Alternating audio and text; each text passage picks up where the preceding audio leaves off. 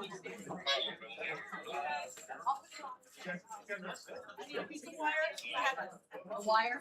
Piece of wire, rope, doesn't matter. I have secured green.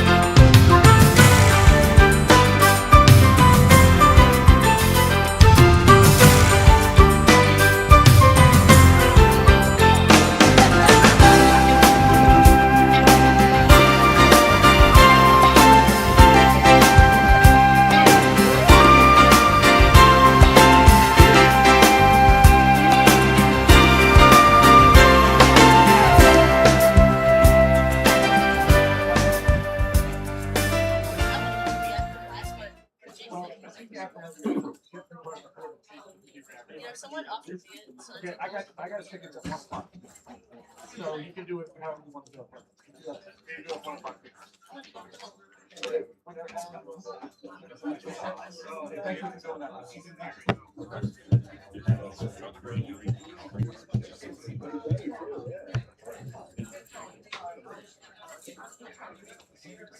Oh, thank you very much.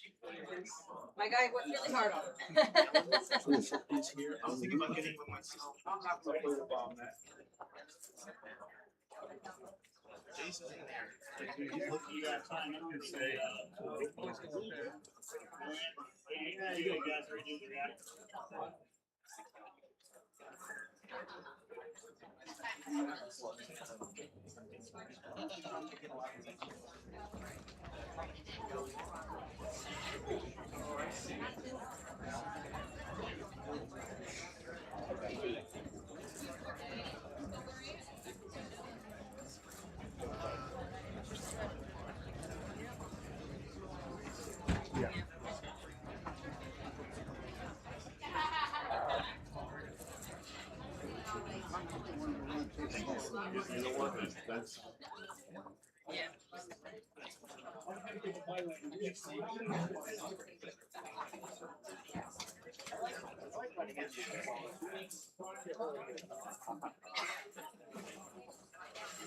Once again, ladies and gentlemen, seats please, 1 minute to go.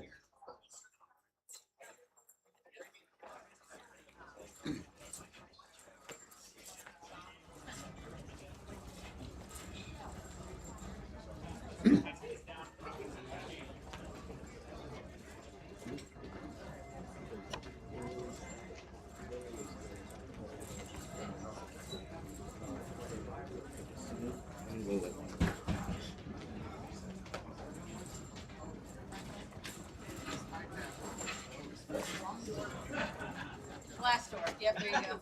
Wrong door. Good morning, everyone. Louder. Good morning. Thank you. My name is Alan Walden. I am pleased to serve once again as the Master of Ceremony for the annual observance of National Maritime Day in the great Helen Felix Bentley Port of Baltimore. In our customary fashion, we'll begin our program with a presentation of colors and the national anthem, followed by the invocation. Today's color guard is drawn from the crew of Sea Scout Ship 1808 of the Hartford District, Baltimore Area Council of Scouting America. The color guard is led by Bosun Willie Essie. We're especially pleased to welcome back Katrina Jones of the Maryland Port Administration as our vocalist. The Reverend Josh Messick, Executive Director of the Baltimore International Seafarer Center, is our chaplain.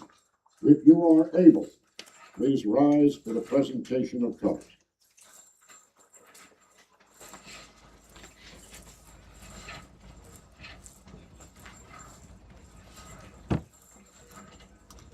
Color guard attention. Color guard advance.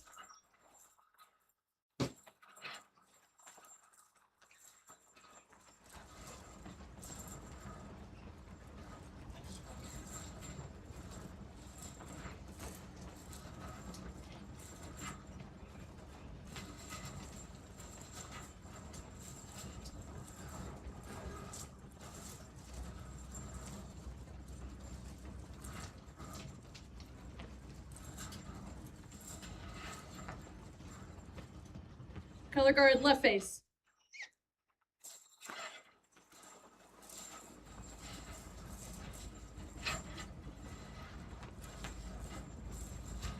Present the colors.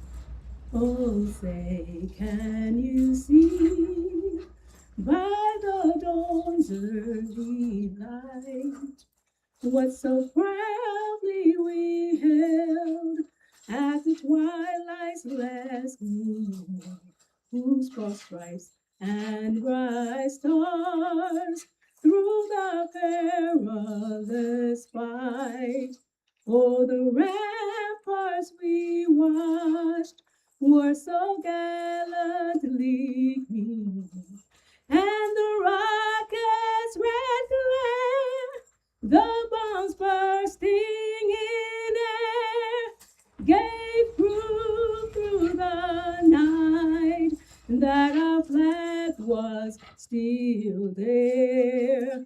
Oh, say does that star-spangled banner yet wave o'er the land of the free and the home of the brave?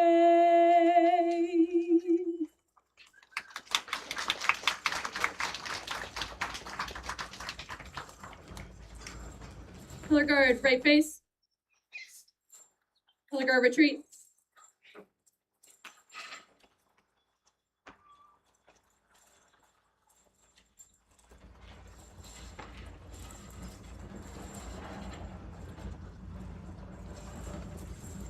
Let us pray.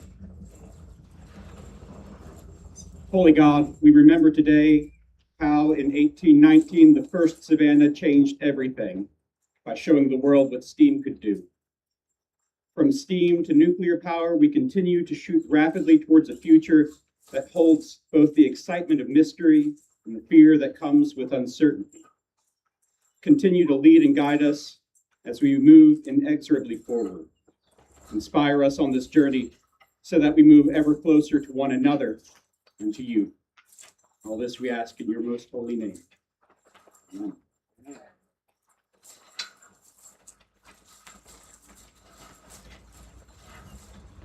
Please be seated. It says here, extemporaneous comments to get the juices flowing. I have no speech. What I have is a little piece of paper. I've been thinking about what to say that I haven't said in the past. We're talking about decades. And it occurred to me, I was thinking about things that are missing. The bridge. Oh yeah, there was a $2.25 billion settlement with the company that owns the ship. Oh yeah, Federal charges have been filed against the ship owners, federal charges, and one of its employees for deliberately overlooking the safety issues that led to the crash and the collapse. I miss the brief. I miss Don Schaefer. I miss him for a number of reasons. I miss him because he was a mayor who loved this city, who loved this state, whether he was in the pool with the seals at the National Aquarium or riding a snowplow in the middle of winter.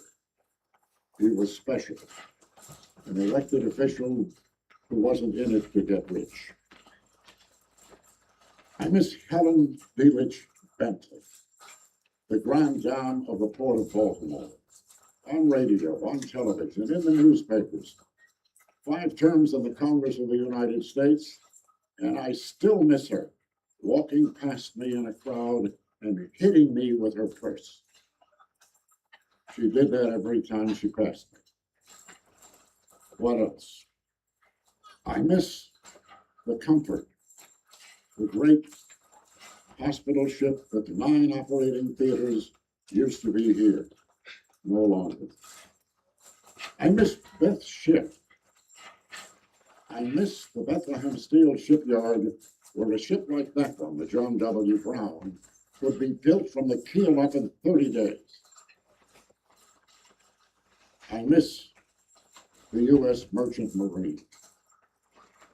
I miss the time that the merchant mariners of the United States covered the 7 seas with ships built here, created here, loaded here, manned by people from here. I miss them. And then I thought about the things I hope I am not going to miss, but the possibility exists. This ship. Why? Because the lease on this pier is about to run out. And there isn't another one available right now. The John W. Brown, the lease is going to run out. And there's not a place available right now to place that ship. Even private Baltimore is in danger of not having a permanent home. I want you to think about all of those things and talk to the people involved in the ships and talk to the people involved in the merchant marine and the Port of Baltimore and say, what can I do to help? It's all on this little piece of paper. That's the speech. We are now going to get on to the important part of the day.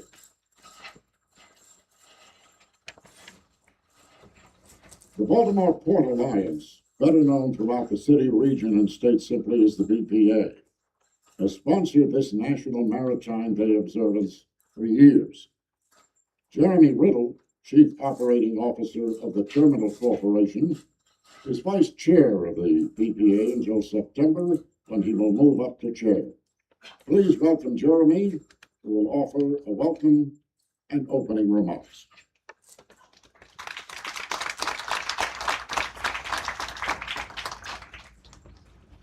Good morning. My name is Jeremy Riddle, and I am the Vice Chairman of the Baltimore Port Alliance. On behalf of the BPA, welcome to the Port of Baltimore, and thank you for attending this year's Maritime Day celebration. Our mission at the BPA is to foster growth and development of the Port of Baltimore community through the exchange of information and the creation of partnerships to advance positive and sustainable economic, environmental, and community impacts. As we celebrate our 250th year as a nation, it is important to remember that we have been a maritime nation since our earliest settlements. Our first cities were all established because of their access to the sea, with our own Port of Baltimore being formally established in 1706, 23 years before Baltimore town was founded. The sea propelled a young nation's prosperity, and our mastery of the sea helped us to gain our independence.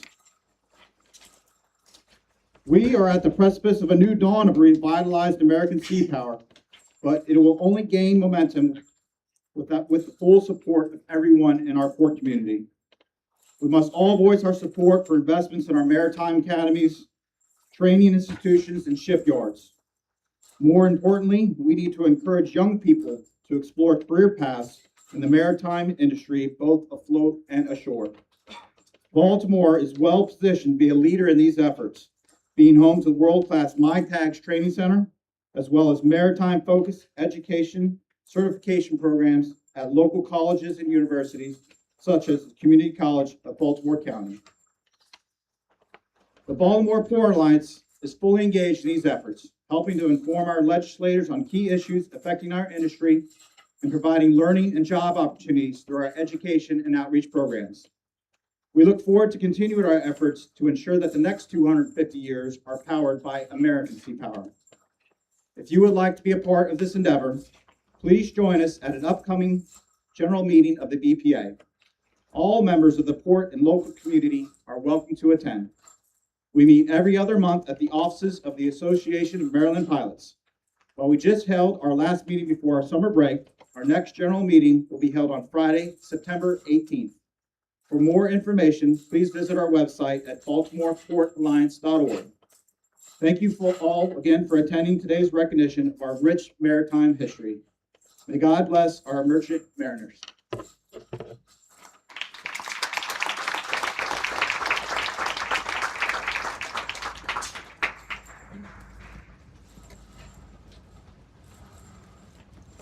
Standing alongside the BPA is our host, the U.S. Maritime Administration, and its magnificent time capsule of atomic optimism, NS Savannah, one of a kind. There was never another ship like this. Please welcome Erhard Kohler, NARAD's program manager, for a few brief remarks.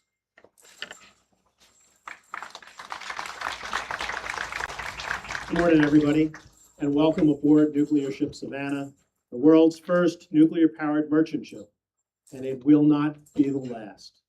There is such great enthusiasm in the world maritime community today for the future prospects of nuclear technologies at sea, and we will see it happen in most of our lifetimes. And Savannah will have charted the course, and we hope that she'll be around for many decades to come to assist the new vessels that are doing it. On behalf of the Department of Transportation, the Maritime Administration, welcome aboard. We hope you enjoy your day. For all the young ones among you, Lisa Ziegler, who's a new member of our staff, went ahead and made the commemorative booklets for all the kids. And I know that some of the older kids in the audience have taken a couple of these backpacks as well.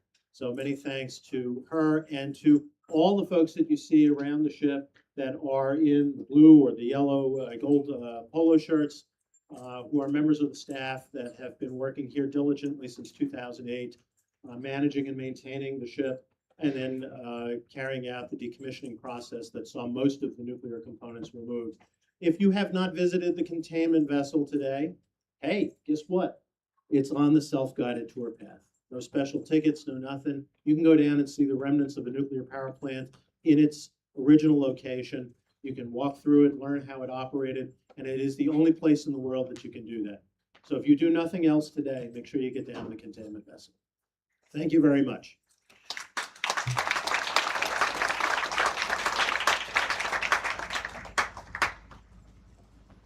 Parenthetically, if this ship had been built now, it probably would work, because the nuclear reactors are so small. The nuclear reactor on one of our atomic submarines is about the size of a 50-gallon drum. That's it. But back then, it was a big thing and took up a lot of space. It's now my pleasure to introduce our dais guests and VIP attendees who are sitting behind me and to my right, and among the audience. On the dais, Jonathan Daniels, Executive Director of the Maryland Port Administration.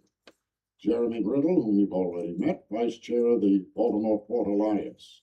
The Reverend Josh Messick, you've also met him. Katrina Jones, you've heard her and will hear her again. Captain Jeffrey Gumport, Master of the SS John W. Brown, the Liberty ship. Erhard Kohler, certainly met him. Bob Adams, President of the NS Savannah Association. Maisie Roki, Baltimore and Chesapeake Steamboat Company, and others, Bob Sharanko of NS Savannah, Lois Nancaro and family from NS Savannah, Captain Eric Nielsen and his wife, Association of Maryland Pilots, BPA, Diane Gerby, SS John W. Brown, Eric Lutke, Office of the Governor of Maryland, First Sergeant Ron Minchie, unmarked black Durango down there, Maryland State Police, Senator John Ray Stalling, Maryland General Assembly, Delegate Luke Klippinger, Maryland General Assembly Speaker Pro Tem, good friend of mine, Delegate Kathy Shalaga of the Maryland General Assembly, Delegate Ryan Naraki, Maryland General Assembly, Delegate Rick Metzger, Maryland General Assembly, Councilman Mark Parker, sometimes my lips don't work, of the Baltimore City Council, Lieutenant Colonel Michael Sewell, Natural Resources Police, John Slade, ILA Local 953, Rashad Singletary, Officer of Mayor Scott, Patrick Taylor, Office of Baltimore County Executive Kathy Klausmeyer, John M. Osborne, NS Savannah. All of them are here with us today. It's always a pleasure when members of Savannah's original crew are able to join us for National Maritime today. We have two of them on board. Please join me in welcoming Al Kemp, who sailed as third mate and in the Health Physics Department. Where are you, Al? Is he here? I don't know where Al is. There he is, up there. John Vilgos, Engine Cadet from the U.S. Merchant Marine Academy.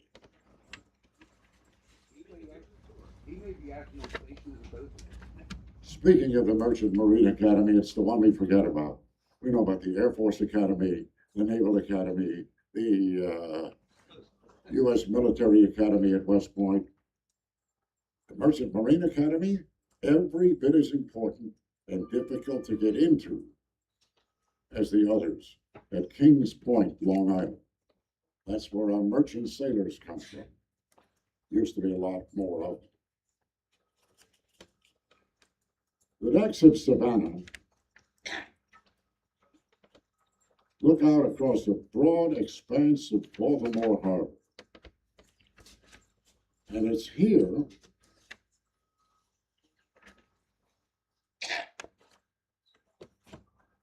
that everything takes place. It's easy to see the work, the last vestiges of the bridge. We look to the future. These are important places, important things. I'm missing somebody. I'm missing something here. I gotta go back. May I go back? Thank you. 2 pages. Back. Back. We're going to hear all about this from Jonathan Daniels, Director of the Maryland Port Administration, because he knows what's going on. Please welcome Jonathan Daniels. I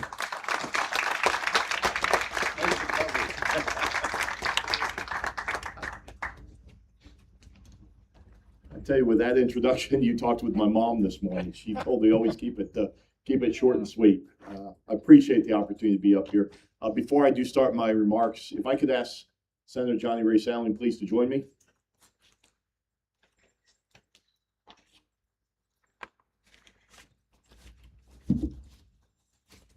He has developed a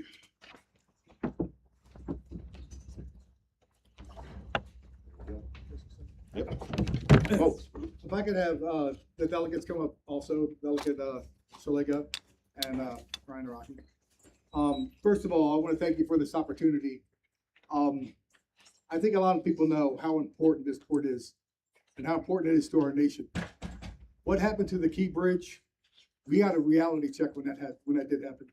And I think our nation really realized what was going on. But I'm here to tell you, please come up, yes. But I'm here to tell you, everything that we've done everything for the people, for the business, for the Port of Baltimore, and now for TradePort Atlantic as a partner. We do it for you because we see the priority of the Key Bridge and how important it is to every one of us. But this right here is a priority as well. The Savannah and the Brown is a priority to all of us. We want to try to do all that we can to preserve these great historic ships that was built right here. The Liberty ship was built right here at Bethlehem Steel. There's only two. There's the one here and the one in California, if I'm not mistaken. And we need to preserve these. We need to have historic classrooms for our kids to have a greater understanding of why these Liberty ships are.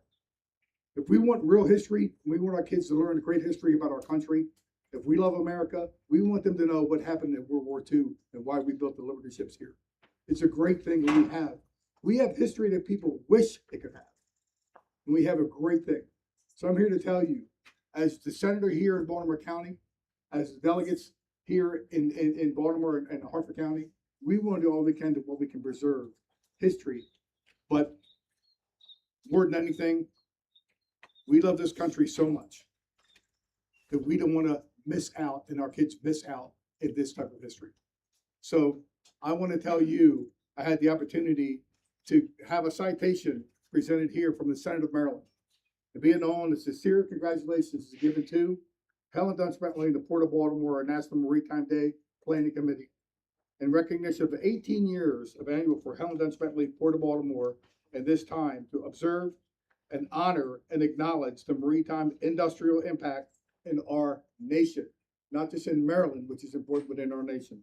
Presented this day of the 17th of May, 2026, by Senator John R. Salling. Thank you so much for this opportunity. God bless you. God bless the Maritime and the Port of Baltimore, and God bless America. Thank you.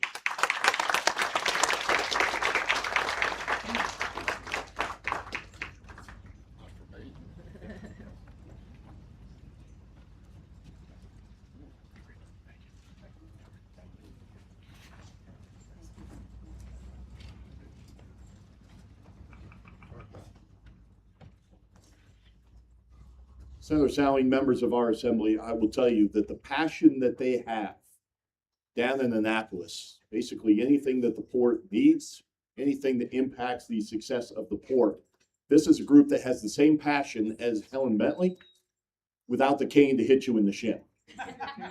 So certainly thank you so much for the work that you do, making sure that we get the resources necessary to allow us the opportunity to serve as that economic catalyst for the area.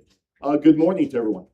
All right, come on. Good morning. Fantastic. It is absolutely a great day to be here, to be able to celebrate the maritime industry. And as the senator had mentioned, the importance of this maritime industry. And a lot of times ports don't necessarily get the recognition until there is a catastrophic event that does occur. And I'll talk about it a little bit later because it sits right behind us right now. Certainly the impact that occurred the morning of March 26th of 2024. The maritime industry in Baltimore will never be the same. The way in which we plan for the future will never be the same. And again, we'll talk about that in just a few minutes. So I've had the opportunity to serve as the executive director and port director at a lot of different ports. As far north as Maine, as far south as in Broward County, Florida. I will tell you that there is no more supportive maritime industry, any more supportive public than what we have here in Baltimore. We're very fortunate in order to go back to 1706, as was mentioned by Jeremy, 23 years before Baltimore itself was founded and put on the map. The Port of Baltimore was incorporated, began moving wheat and tobacco to areas throughout the world, and has only continued to grow since that period of time. From the early years through its years as the second busiest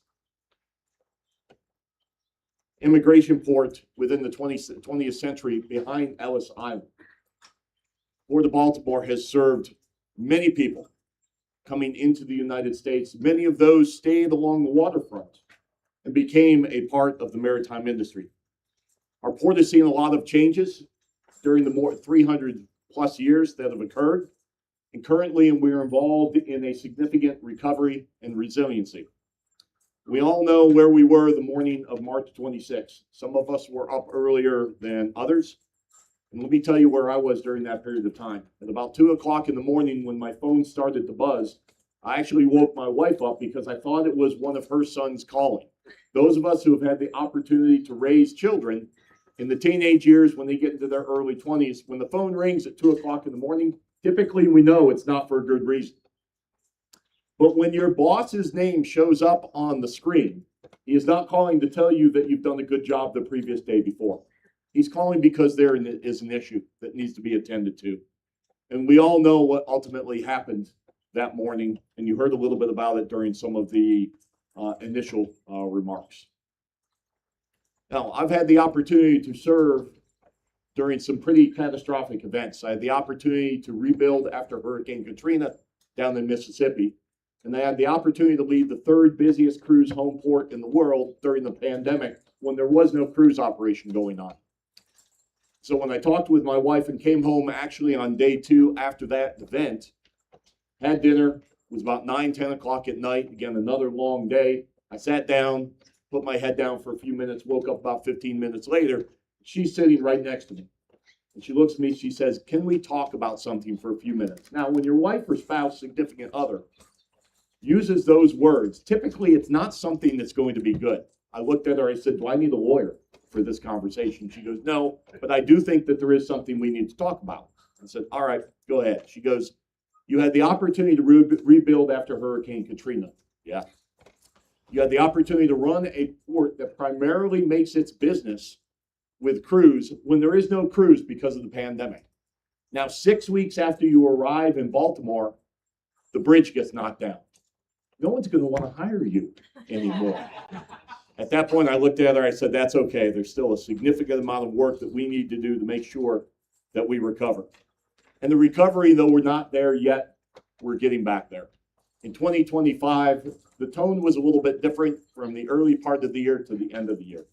And coming out of 2025, for a port that was reeling from a very significant catastrophic event, to set records for the amount of containers that moved across the dock, to set records for the amount of vessels that called the Seager Marine Terminal just beyond us, and to set records for the amount of vessels that called the Port of Baltimore jurisdiction, less than a year after that catastrophic event, means that there is a dedicated crew, a dedicated group that makes sure that the Port of Baltimore was recovering and was returning and was going to get back to its place as a leader in the maritime industry, not just in the United States, but in the world itself. Now, within that, not only were we number 1 in containers, following up a 2023 year that was one of our best years ever. 50 million tons moved across the docks in the entirety of the Port of Baltimore jurisdiction. That's the second busiest year ever in the history of the port, and again, shows the way in which we were recovering. We're number 1 when it comes to high and heavy roll-on, roll-off cargo. Number 2 with automobiles and light trucks. Number 2 with gypsum. Number 2 with sugar. We're the second largest export facility for coal in the United States. Again, it shows the diversity in the amount of work that goes on here day in and day out, something that we should all be very, very proud of. But times, they are a-changing. Beyond these containers, by August of this year, there will be a new grain handling facility. Again, taking advantage of the strength that we have with our trade lanes reaching throughout the world, but also one of our largest but most underappreciated industries in the state, that being the agricultural industry. Shipping soybeans, specialty grains throughout the world. Not needing 10, 15, or 20,000 tons at a time, but sending out container loads of cargo to various areas in the world. Excuse me, sorry about that. Those of you that not only enjoy watching the vessels enter and leave the port, but also those that enjoy the rail side of it, should know that within the last week or so, we have commenced double stack capabilities into and out of the Port of Baltimore. The last double stack operation, which needed to occur from the ports on the East Coast, was completed just last week in partnership with the state of Maryland and the amount of funds that were put forth by the legislature, by the administration, by CSX, by the federal government, a $500 million project, which is now going to link the Port of Baltimore as the fastest inland transportation link between the East Coast and downtown Chicago and the terminals in the upper Midwest. More than 47 years in the making. There are some people that started their career after the planning for the double stack and ended their careers before it actually kicked off. But that work was well done. And now we have the opportunity to more aptly compete with our competitive ports in Virginia, Philadelphia, New York, Wilmington, and others. Again, that allows us the opportunity to be the fastest port getting from the East Coast. Thank you. We all should clap on that. Again, $500 million investment, public-private partnership that allows us the opportunity. Is that calling? That's calling me off the.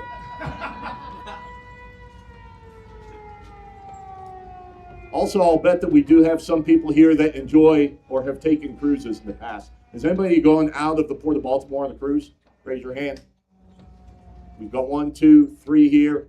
All right, we need to make sure that we do even more of that. We recently signed Carnival Cruise Line to a 5-year agreement with a 5-year option. We're finalizing the details as we speak with Royal Caribbean, 2 of the largest cruise lines in the world.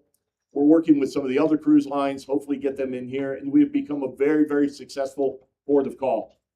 Some of the luxury and ultra-high luxury brands that are coming out of Canada and New England, repositioning down into Florida, are now calling Baltimore because of the history that we have here. Not only the history of the maritime industry, but look just behind us, where the War of 1812 occurred with Fort McHenry. The voyage up to Chesapeake, going by Annapolis. We have become a very, very significant port of call. Those that have the opportunity to get on the buses, go down to Washington, go to Annapolis, explore the best that Baltimore has to offer. They have the opportunity to take advantage and see the history that's in the region. We need to continue to build upon that. We are extremely successful in the maritime industry. And to see the type of group that we have here today, wanting to learn a little bit more, wanting to know a little bit more about the Savannah, and hopefully we can do what's necessary to be able to keep her here with the Brown, allowing this to serve as a cornerstone of a maritime museum. There are so many communities that would love to be able to have an asset like this. But as the senator had mentioned, we need to do everything that's necessary to make sure that we enhance understanding of the history of our waterfront, of the maritime industry. Allowing those that want to become a part of this maritime industry, those that are growing up, those youngsters that are in elementary, middle, and high school now, understand that they can join the thousands of people that make their living day in and day out. We're a significant part of the economy. We're a significant part of the history. Thank you so much for allowing me the opportunity to be here, to be able to represent the Maryland Port Administration, the Port of Baltimore. I am certainly proud to be here. Again, as all of the ports I've had the opportunity to serve in, no one supports the maritime industry like the citizens and like the people in Baltimore. Thank you so much.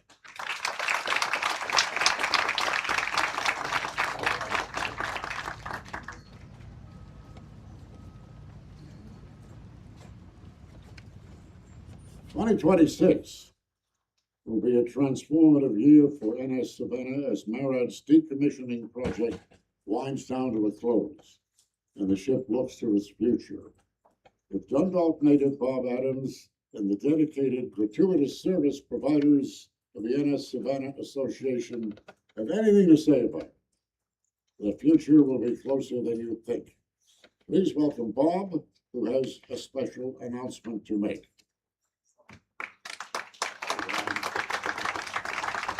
Well, I guess that siren means it's now good afternoon. So, on behalf of the NS Savannah Association, I'd like to welcome you all aboard. Just a little bit quick history. We were originated in 2009, an outgrowth of crew reunions, and they formed an organization to protect and preserve the ship that they all love so well. And if you ever talk to the crew members, they're going to tell you this was probably the happiest ship afloat. They love it without fail. One thing I do have to say, Al is up there, and he was introduced earlier. You might have noticed that John Vilgos is also aboard, and he wasn't here. You know why? He's out somewhere right now on station as a docent. So this is being broadcast throughout the ship. So John, wherever you are, take a bow.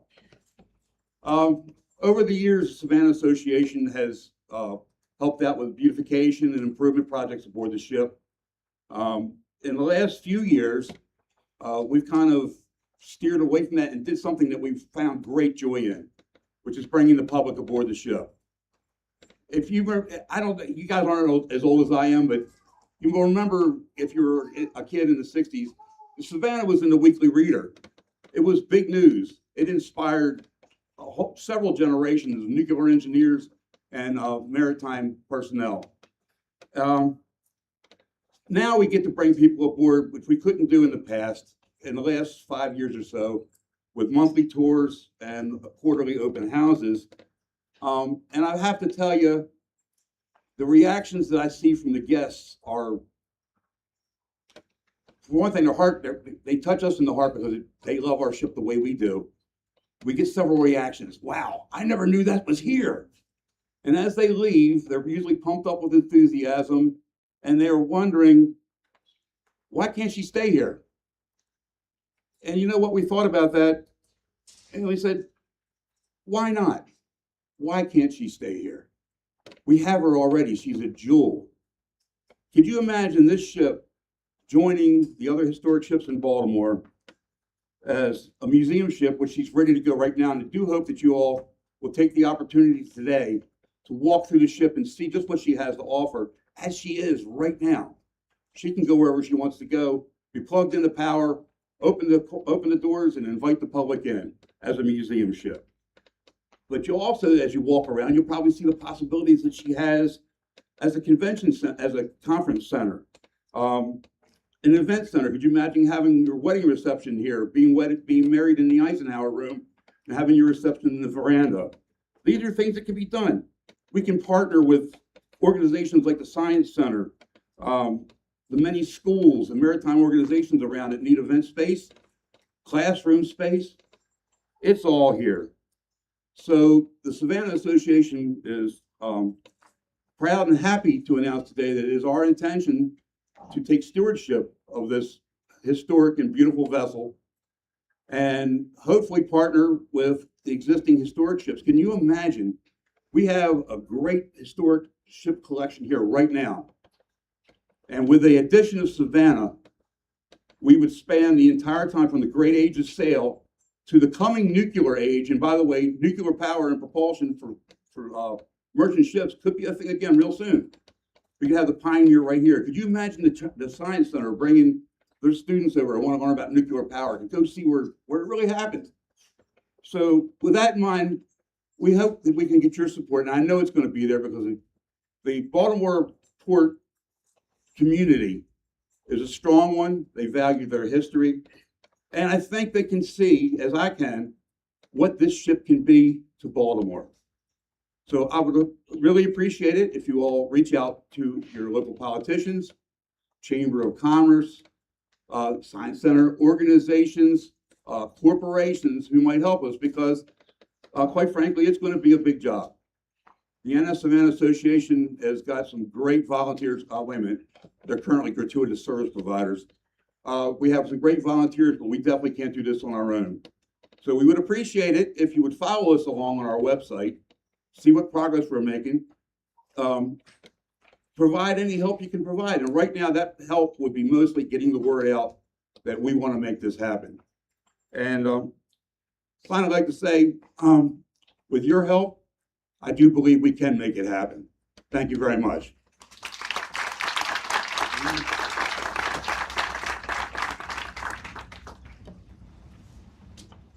I don't know how many of you know it, but Baltimore is a nuclear-free city. Well, It is well. a nuclear-free city. That's because too many people are afraid of nuclear power. Okay? We have run our major warships, submarines and aircraft carriers, and some cruisers on nuclear power with nuclear reactions for the past 53 years. And you know how many accidents have taken place? None. It isn't dangerous. It's simply there. And we have to get used to the idea and use it. Just makes sense. So by one more parenthetical thing, talking about how important Baltimore is, ask the British. During the Revolutionary War, okay, they captured Boston, they captured New York, they captured Philadelphia, they captured Savannah, they captured Charleston. What city did they not capture? Baltimore. Couldn't get in. And couldn't get in during the War of 1812 either. Whether in peace or war, we honor the heritage of our mariners and industry. In keeping with that tradition, we will make that honor by casting a memorial wreath upon the waters, keeping silent vigil in our hearts and thoughts, and breaking that silence by tolling 8 bells, signifying the end of watch. The end of watch is also a solemn reminder of those whose sacrifices are complete. Think about this for a minute, not in the script. In World War II, the United States Merchant Marine suffered a higher casualty rate per capita than any of the armed forces, any of them. I now ask Erhard Kohler to step forward to recognize those members of the Savannah family whom we remember today. Thank you, Alan. This is always a hard moment, and it is particularly difficult in 2026 because we lost 3 very close members of the Savannah family just this year. Vanessa Legasco, who was a part of our contemporary staff and had been our administrative assistant / documentation person / life of the party and so much else, passed from cancer early this year, unexpectedly. She actually went into the hospital not knowing what she had and didn't come back out. And that was a very closely held loss to all of us who are here today. Also, we lost Ed Tupin, one of those gratuitous service providers. Yeah, we're a federal agency and we're not authorized to take volunteers, but we can accept gifts of service. It's kind of like when you pay your taxes, right? You're giving something to the United States. And so Ed, who had a long career in the health physics industry and brought a passion to the ship, not only here, but taking it out around the country and speaking to groups and talking about the ship and its possibilities, was a tremendous loss. Again, a very sudden and tragic loss. He died of a heart attack down in his second home in Florida, just walking on the beach. And then finally, we have Trevor Nancara. Trevor, who so many of his family are here in the seats. Why don't you guys all stand up for a second?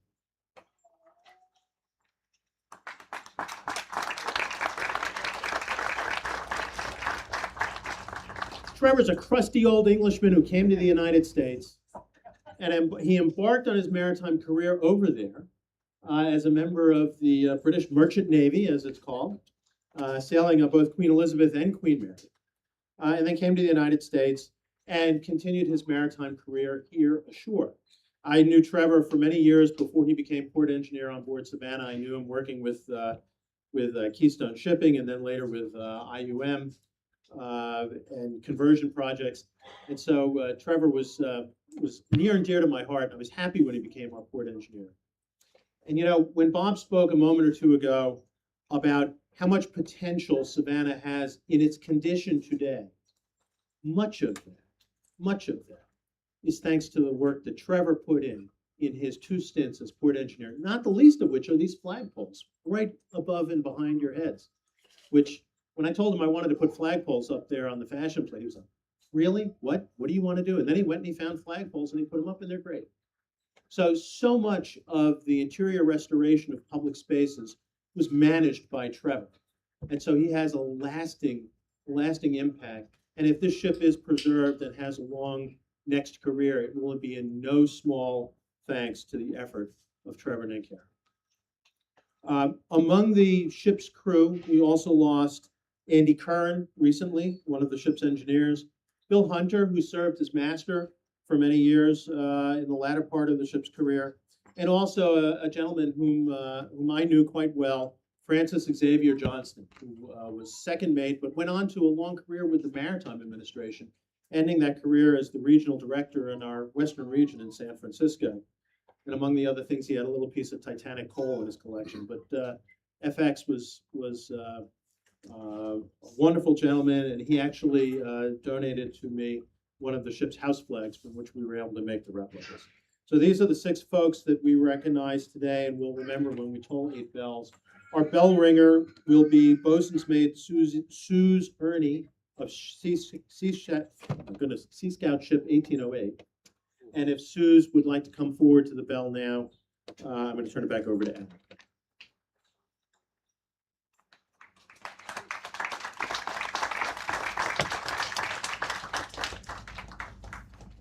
Our natural reef will be attended at the starboard rail by Captains Gumport and Nielsen, and after a blessing by Reverend Messick, it will be tossed in and will remain in the water.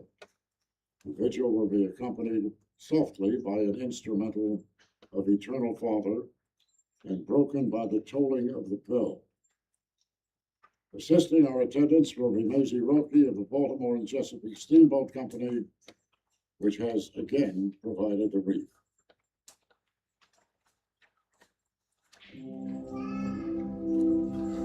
Reverend Messick, Maisie, Captain Gumport, and Captain Nielsen, please come to the wreath. And will the audience please rise and remain standing until the tolling of bells is complete.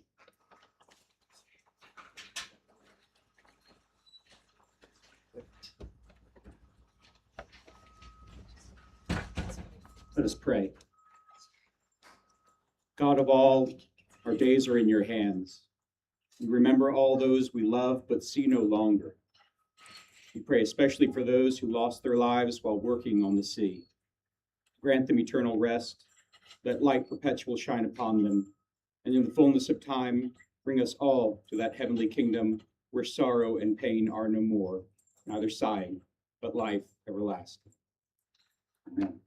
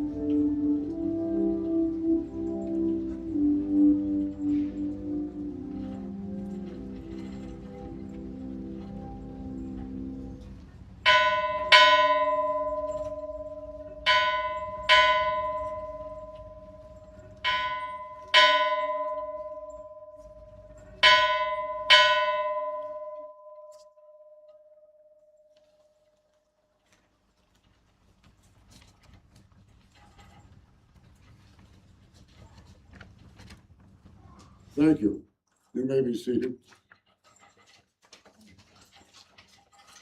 As we near the end of our ceremony, in a few moments we'll enjoy our traditional ending with a rendition of God Bless America, the same song which accompanied Savannah as she was launched into the Delaware River on July 21st of 1959.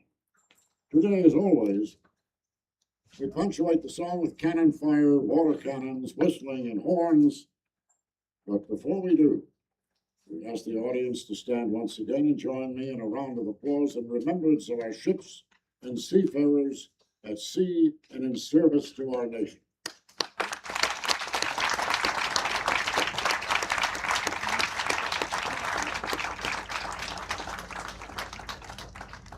As I call Reverend Josh to the podium, let me remind us of our relatively new tradition of asking for a blessing on Baltimore's fleet of hovercraft and vessels, without whom this great port could not function. I'll ask Reverend Josh to please offer the blessing and benediction. I didn't know I was supposed to bless all this stuff, but we figure it out. I can bless. I have a degree in praying good, so we can make it happen. Lord, you bless us with an abundance of good things. Give thanks for the men and women, the ships and the seas that make our world move. May we never fail to render thanks for all that they do. And God bless you and keep you. The Lord make his face to shine upon you and be gracious to you. The Lord lift up his countenance upon you and give you peace.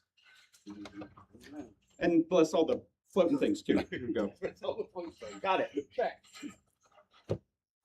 The blessing applied to all stuff. All set. As we reach our conclusion, on behalf of the VPA, it has been our pleasure and honor to organize this ceremony. We'd like to thank members of the organizing committee, our exhibitors, our participating vessels, our sponsors, our hosts, the staff and crew of NS Savannah and the Maritime Administration, without whose support this great ship could not be available for today's event. If you have not yet toured John W. Brown or visited our exhibits or enjoyed the model boat pond, please do so before you leave. With that, I ask Katrina to please come forward again and lead us in God Bless America, Dundalk style. That means holding hands. Be careful if you don't, because Helen is watching. And she's got her cane and her purse ready.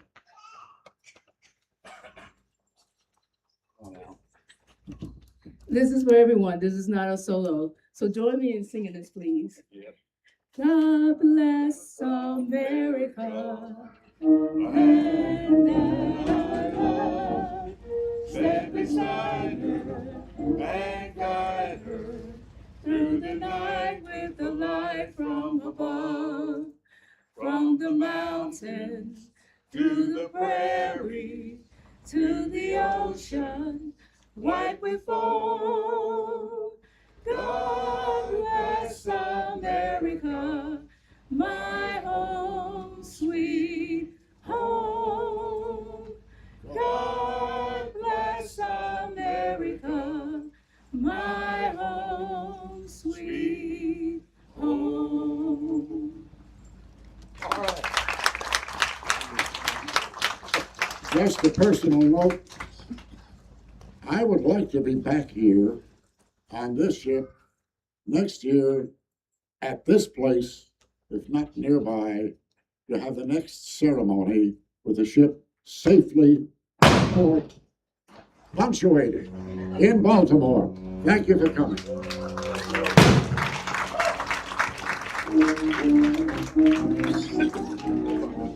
Next time I'm white.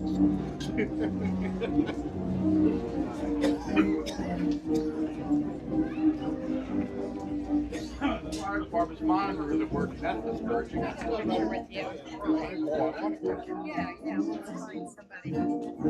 Father, would you How mind are you, taking sir? a I'm well. you? Alan,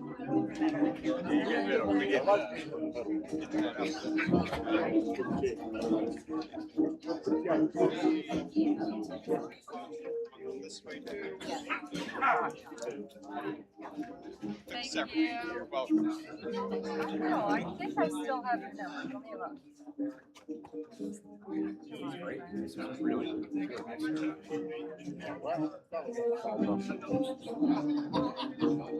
I didn't know too. My first one, I called straight. Okay, good. I'll do that because I'm in Spanish. Yes. All right. Good. Great. Yeah. Thank you.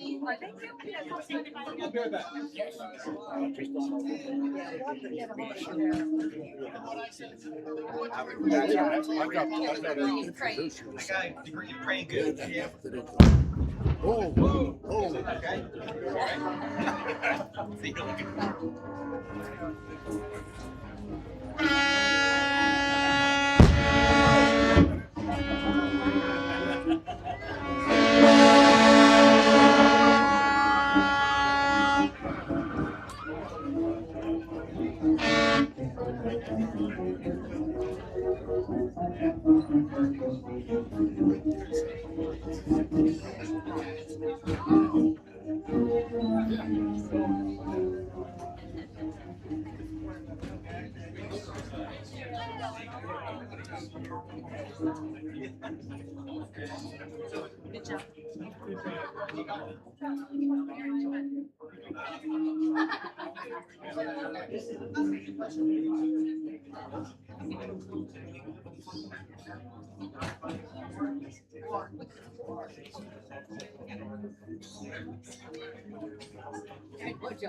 Good job.